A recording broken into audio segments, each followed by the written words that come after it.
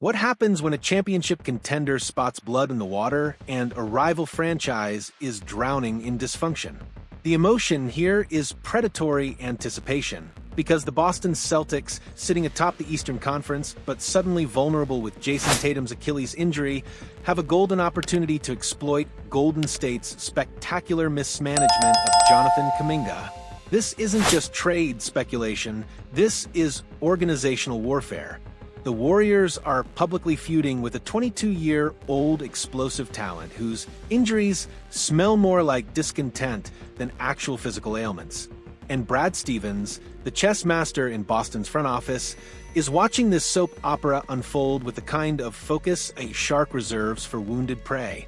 Should the Celtics throw Kuminga a lifeline and turn Golden State's nightmare into their championship insurance policy?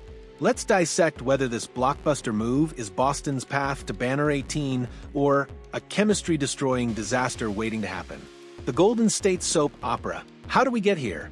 Jonathan Kuminga arrived in the Bay Area as the 7th overall pick in 2021 with every physical tool scouts dream about: a 6 feet 7 inches frame, explosive athleticism that makes highlight reels look effortless, legitimate two-way potential, and raw talent that keeps general managers awake at night imagining the possibilities. But here's where everything went sideways. Steve Kerr's championship or bust mentality collided headfirst with player development.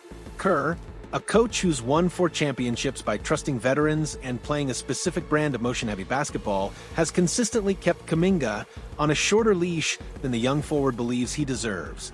We're talking about a 22-year-old averaging career highs in scoring and efficiency who still finds himself yanked from games during crucial stretches or relegated to inconsistent minutes that make building rhythm nearly impossible. According to Yahoo Sports' Kevin O'Connor, one of the most plugged-in voices in NBA media, Kuminga's recent injury designations are raising eyebrows around the league. When a healthy young player starts appearing on injury reports during what looks suspiciously like a contract standoff, you don't need to be Sherlock Holmes to connect the dots.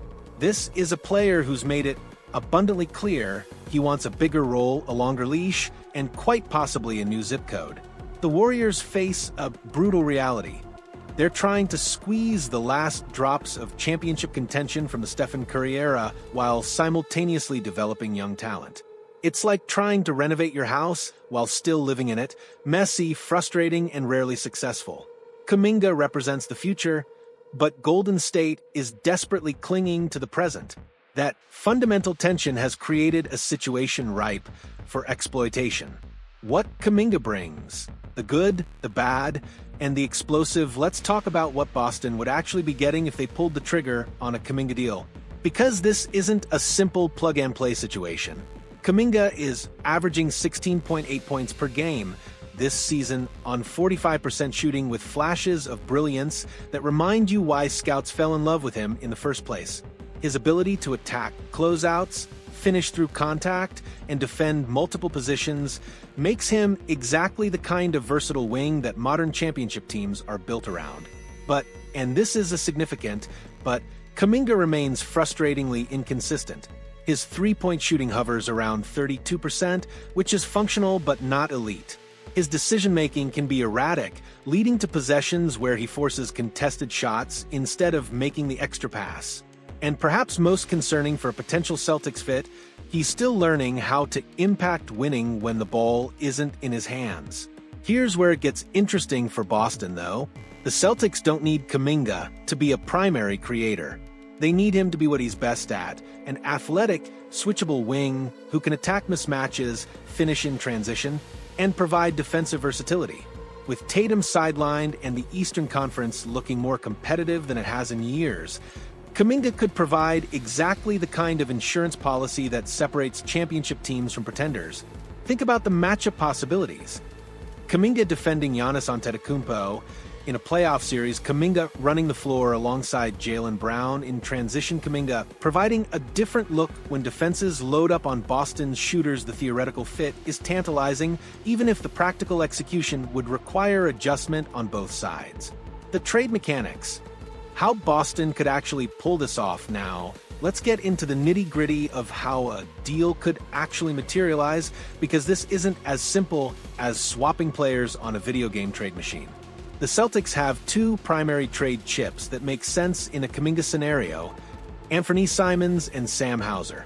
Simons, acquired earlier this season, carries a $27.6 million expiring contract that provides salary matching flexibility. He's a talented scorer who could theoretically help Golden State maintain offensive firepower. But here's the problem. The Warriors don't really need another guard. They've got Curry, they've got Brandon Podziemski developing nicely, and they've got DeAnthony Melton when healthy. Adding Simons doesn't solve any pressing need for Golden State unless they're planning to flip him elsewhere. That's where the three-team trade scenario becomes essential. Boston would need to find a third partner willing to take on Simons while sending assets to Golden State that actually make sense for their roster construction.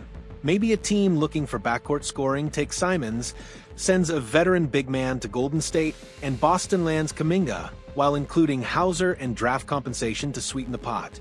Sam Hauser represents another piece of the puzzle. He's a legitimate floor spacing threat, shooting 42% from three this season, and he's on a team-friendly contract that makes him attractive to multiple teams. Golden State, desperate for shooting to space the floor around Curry, might value Hauser more than you'd initially think. But would Hauser plus picks be enough to pry Kuminga loose? Probably not without additional salary matching and that crucial third team. The timeline matters here, too. Players who signed new contracts this past summer become trade eligible on January 15th, which opens up the pool of potential trade partners significantly. The February 5th trade deadline is rapidly approaching, which means if Boston is serious about making a move, Brad Stevens needs to be working the phones right now. The risk-reward calculation. Championship upside versus chemistry disruption. Here's where we need to have an honest conversation about whether this move actually makes sense for Boston beyond the surface-level appeal of adding a young athletic talent. The Celtics have built something special this season, a cohesive, defensively dominant team that plays with remarkable chemistry and purpose. Introducing a player who's publicly feuded with his coaching staff and shown questionable commitment raises legitimate concerns about disrupting that chemistry. Kuminga's club option for next season adds an interesting wrinkle to the risk assessment. Boston wouldn't be committing long-term money immediately, which provides a built-in escape hatch if the fit doesn't work. They could essentially rent Kuminga for a playoff run, evaluate him in their system, and then decide whether to extend him or let him walk. That's about as low risk as acquiring a player of Kuminga's caliber gets in today's NBA. But the reward side of the equation is equally compelling. Imagine a scenario where Tatum returns from injury and Boston suddenly has three legitimate wing scorers who can all defend multiple positions. That's the kind of versatility that wins championships in the modern NBA. The Milwaukee Bucks can't throw all their defensive attention at Brown if Kuminga is attacking from the weak side.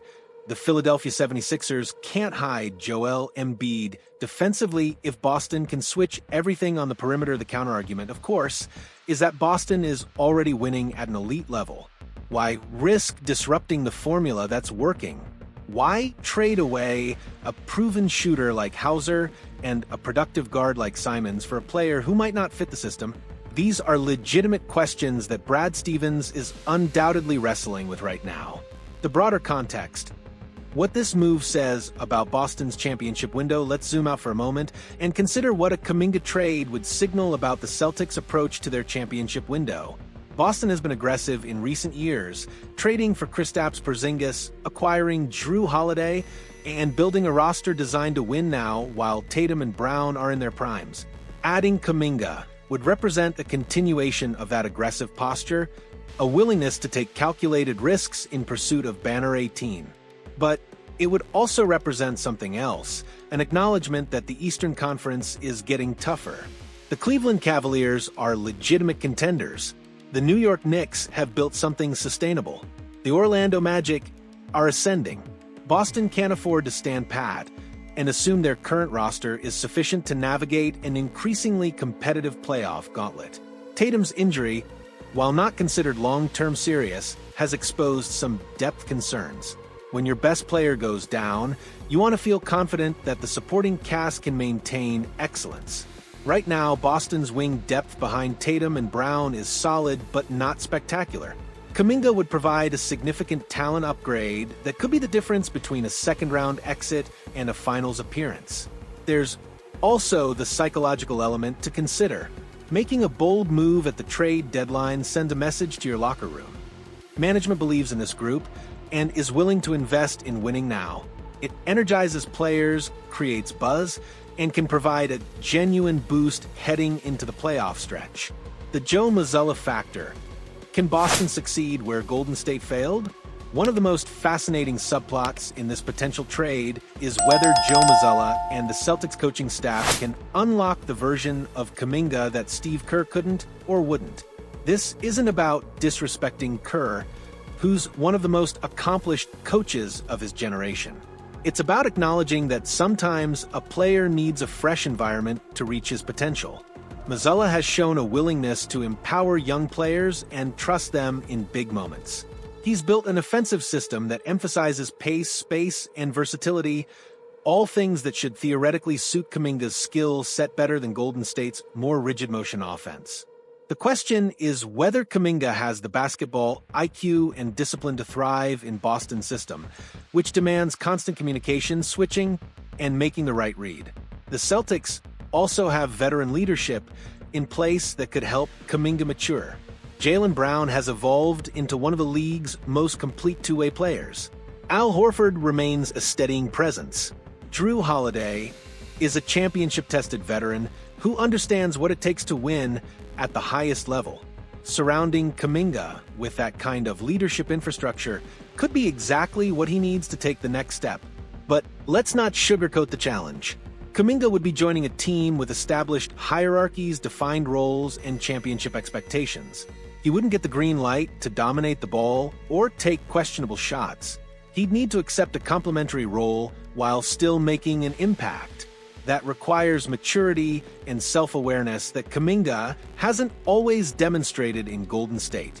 The financial implications, luxury tax, and long-term planning, we can't discuss this potential trade without addressing the financial realities because the Celtics are already deep into luxury tax territory, and every move has cascading implications for future roster construction. Trading Simon's expiring contract for Kuminga's club option actually provides some short-term financial flexibility, but it also creates a long-term decision point. If Kuminga performs well and Boston wants to retain him beyond next season, they're looking at a significant contract extension for a player who will be seeking a substantial raise. That would push the Celtics even deeper into the luxury tax and potentially limit their ability to make other moves. Ownership has shown a willingness to spend, but there are limits to every organization's financial tolerance. The flip side is that championship windows are finite and expensive. The Celtics are paying Tatum and Brown max contracts. They're paying Porzingis significant money. They're already committed to being a luxury tax team. At that point, the incremental cost of adding another talented player might be worth it if it increases your championship odds by even a few percentage points. This is where Brad Stevens earns his salary. He needs to balance short-term championship pursuit with long-term roster sustainability. He needs to evaluate whether Kuminga is worth the financial commitment and potential chemistry disruption. And he needs to do it all while the clock ticks toward the February 5th deadline. The verdict: should Boston pull the trigger? So, after examining every angle, every risk, and every potential reward, what's the answer? Should the Celtics be aggressively pursuing Jonathan Kuminga? Here's my take. If Boston can acquire Kuminga without giving up core rotation pieces beyond Simons and Hauser, and if they can structure the deal to maintain financial flexibility, they absolutely should do it. The upside is too significant to ignore. A 22-year-old wing with Kuminga's physical tools and potential doesn't become available often, and the Celtics are in a position to capitalize on Golden State's dysfunction. The key is not overpaying. Don't include multiple first-round picks. Don't gut your depth. But If you can essentially swap Simons, who's been fine but not essential, and Hauser, a valuable shooter but replaceable, for a player with Kuminga's ceiling, that's a risk worth taking for a team with championship aspirations. The Tatum injury makes this move even more logical. Boston needs insurance against further injury concerns, and Kuminga provides exactly that kind of versatile athletic depth. Even when Tatum returns, having 3 legitimate wing threats makes the Celtics' offense nearly impossible to defend and their defense capable of switching everything. But Stevens needs to do his homework. He needs to talk to people in Golden State's organization who can provide honest assessments of Kuminga's character, work ethic, and coachability. He needs to feel confident that Kuminga won't be a locker room problem or a coaching headache. And he needs to structure the deal in a way that provides multiple exit ramps if things don't work out. The NBA is a league of calculated risks. The teams that win championships are the ones willing to be aggressive when opportunities present themselves. Right now, Jonathan Kuminga represents one of those opportunities. The Celtics would be foolish not to at least explore whether they can turn Golden State's problem into their championship solution. So, what do you think? Is Kuminga the missing piece that puts Boston over the top, or would trading for him be an unnecessary risk that could disrupt the chemistry that's already working? Drop your thoughts in the comments below. I want to hear whether your team make the trade or team stand pat. And if you found this breakdown valuable, smash that like button and let's keep this conversation going. The trade deadline is approaching fast, and things are about to get very interesting in Boston.